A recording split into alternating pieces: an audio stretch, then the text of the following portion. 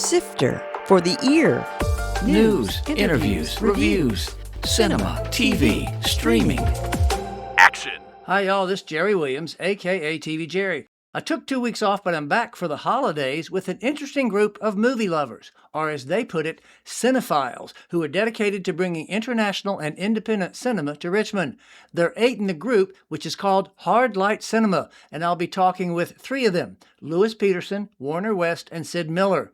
Since founding last November, they've screened 35 films at 7 different locations with 7 different hosts. 4 of those films were new releases and 3 were new restorations. They have 3 films slated for January, and the first is Frederick Wiseman's 1968 documentary High School, which will screen at the Richmond Public Library main branch at 2 p.m. on January 4th, and it's free. Sifter Review of the Week. Heated Rivalry on HBO.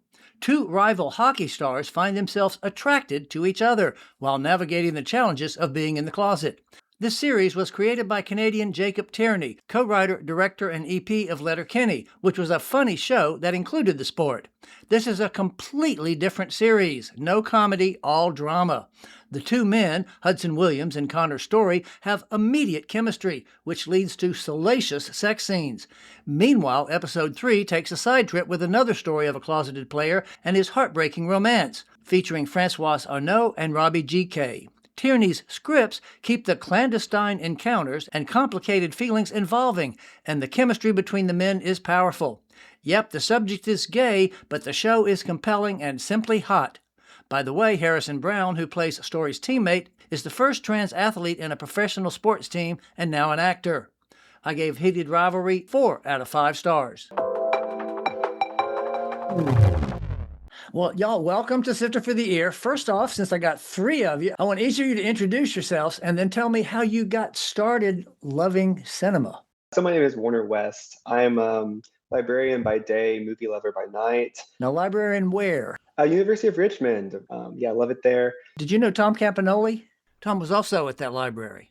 I do know Tom Campanoli. I never worked with Tom. We've chatted several times over the years. He's actually been on the show one time because I did one on the Biograph. I don't know if you've ever heard of the Biograph. It was Yes. Yeah. And I did a podcast on the Biograph with Terry Ray, who was the original manager, and Tom was the surprise drop-in guest. So that was kind of great. We did like a sort of an interview with Tom, just a quick, it was really more of a chat over his film he made in the 80s, the sci-fi stop motion film. Yeah, it was called Futropolis. Yeah. And did you know that Phil Trumbo, who worked on that too, went on to work on Pee-wee's Playhouse? I knew that, yeah. So yeah, I started kind of getting into movies during COVID, and it was an easy time to fall into directors like David Lynch, where I watched all of Twin Peaks and then more. So I tend to overanalyze and put too much work in, but I love it. So My name is Lewis Peterson, and I have loved cinema since I was a wee babe. I very much have my dad to thank for that. Why is that? Would he just sit you down with a lot of movies? Yeah, I'm the youngest of 3, and they weren't planning on having a 3rd kid, but lo and behold, I showed up, and my dad was like, I don't have it in me to baby talk anymore. Like, I'm done with it. So he kind of just raised me on like Orson Welles and Alfred Hitchcock. Oh, wow. Yeah. Yeah, and like early Coen brothers. So I just had like a really delightful head start that I didn't Dark head appreciate. start. Yeah, no, but like it was fun though. Like it was cool. Sid, how about you? Yeah, I started getting into movies when I was a angsty teenager. Being John Malkovich and Brazil are the 2 movies I can credit Oh, with wow. Okay.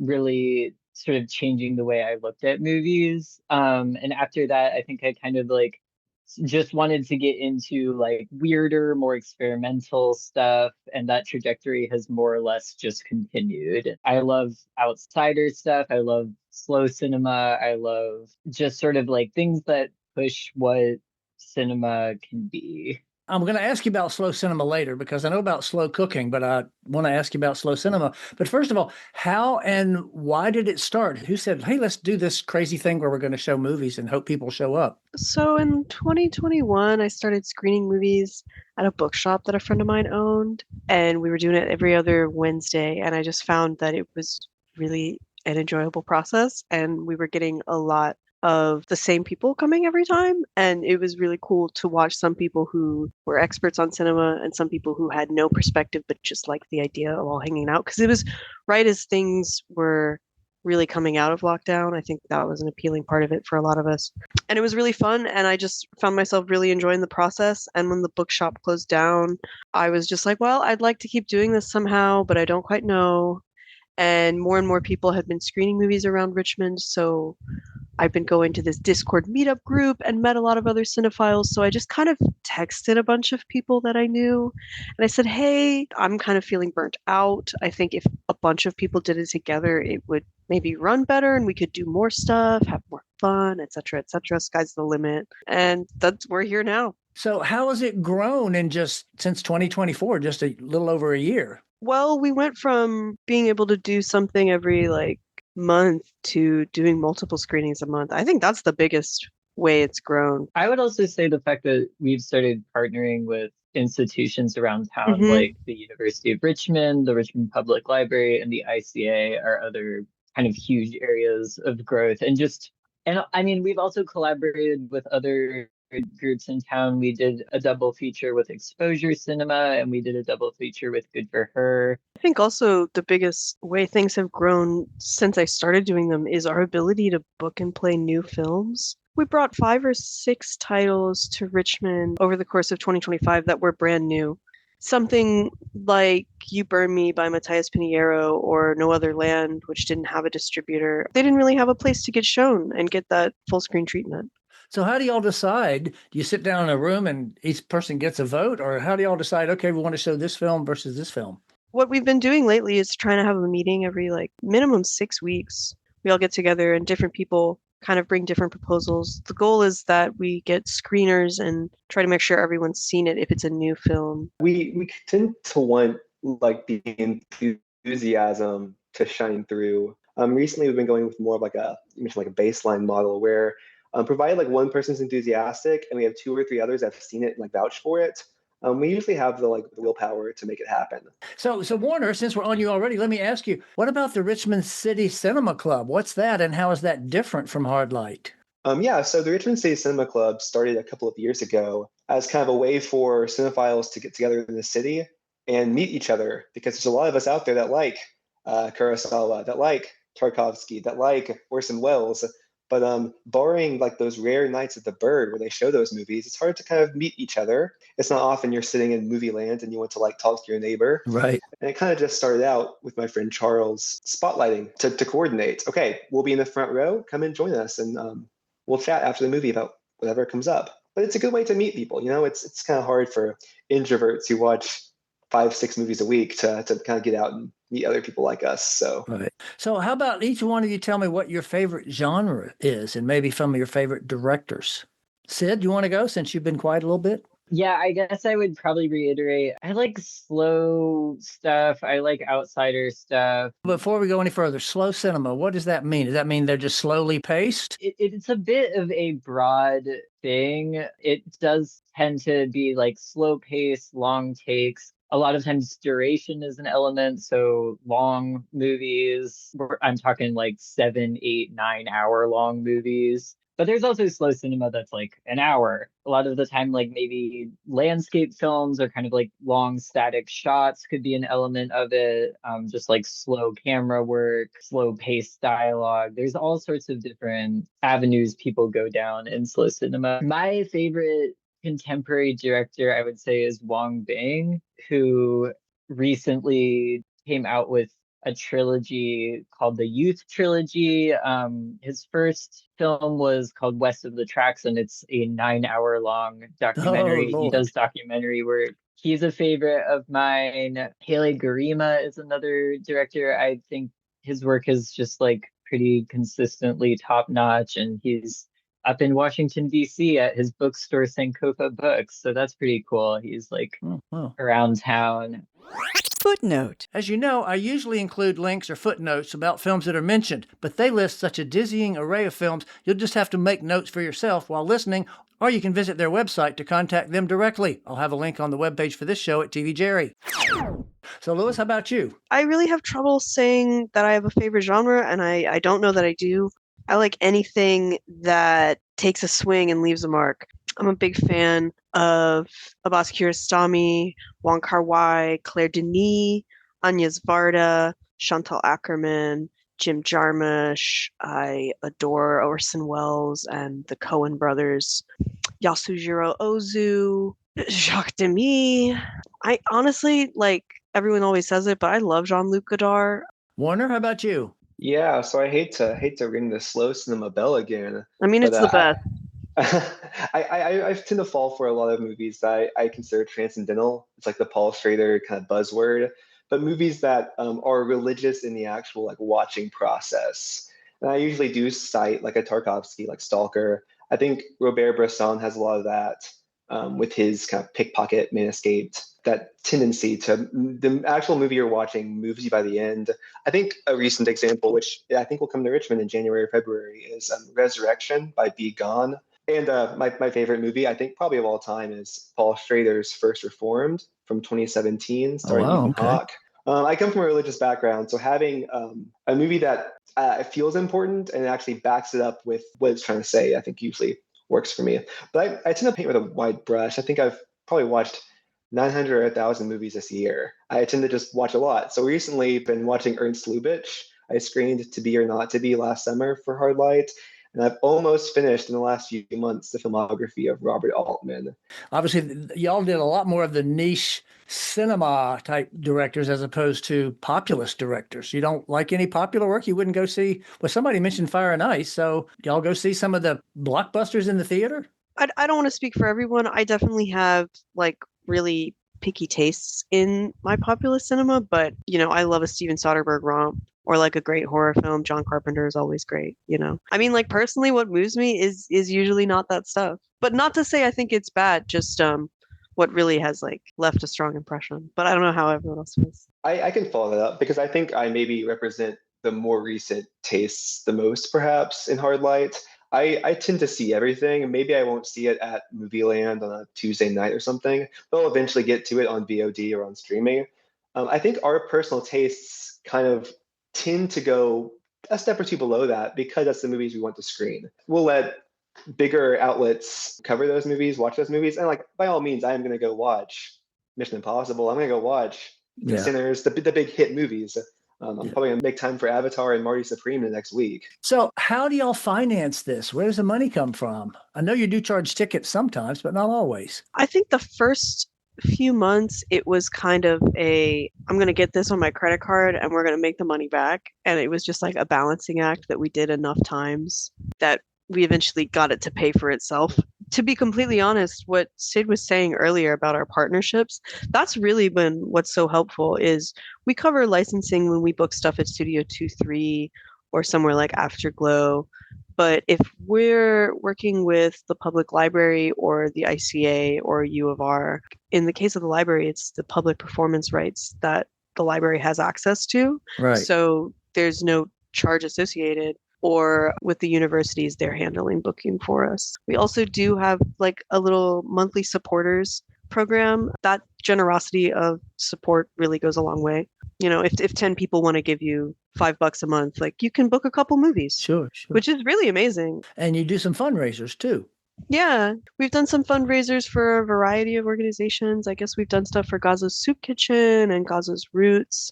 And we also did some mutual aid work after the floods in North Carolina in 2024. And I know that's something we want to keep trying to do and make a part of it just to make sure that things are being given back as much as we're being given, But a lot of these screenings, we sometimes sell tickets, sometimes if it's like a retrospective screening, it's more of a suggested donation thing. But shout out to our audience. They really believe in the vision and want to support it. And if people can throw you a few dollars, they usually will and like respect what you're doing. Great. It's really inspiring to see how supported it's become. Yeah. And you mentioned upcoming stuff. I know you've got a Wiseman film. You've got Lestrada, Fellini film.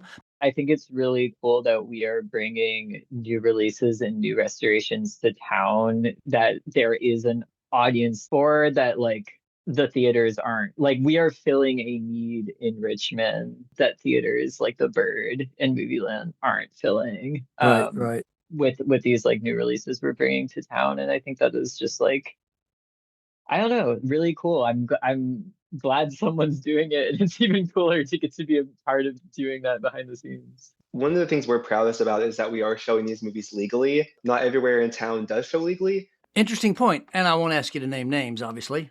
This is one question I always like to ask everybody, and I'll ask each of you separately. What are you watching right now? What is something interesting? Usually people say something they're watching streaming on, Netflix or TV as well as theater. But tell me, what are y'all watching right now that you think, oh, this is cool? Preferably something people can see as opposed to something that they have to go make a real effort to. Warner, you want to start? My recent project, this is kind of a weird thing, but I've been watching the Hammer horror films, right? Oh, From they're the great. Yeah. 50s and 60s. So my recent fad has been the Nigel Neal stuff, specifically the Quatermass series. It's kind of a goofy sci-fi thing. It heavily inspired John Carpenter. Basically, everything by Carpenter comes from Quatermass. It's kind of a weird series, but it's aliens kind of invading the Earth. I recommend that. And then our local library, Richmond Public Library, has a series of Lee Chang-dong. He's a South Korean director. Most of his films are on there. I can highly recommend Poetry, or Burning was a big hit a few years ago with Stephen Yeun in it. And then maybe Altman. My recent Altmans have been like the last 5 or 6 he had, which aren't the best, but I recommend like The Player, obviously Nashville. I like Buffalo Bill and the Indians, but I'm not sure everyone does. So yeah, go visit those things. Sid, how about you? In preparation for this library series, I've been watching a lot of Wise Men, which has been really cool. I think like his films just they all of them are so interesting in such different ways, and there's kind of like it's kind of just interesting to see how each person sort of like what they're attracted to in his films, because I think the lack of like commentary from him just really lets you kind of bring your own experience to the films, I guess. Right. And those are all available on Canopy. So if you have a Richmond Public Library card, you can stream those for free. I mostly have been going through a lot of the films that have PPR on Canopy, like to sort of put together series to do with this library partnership.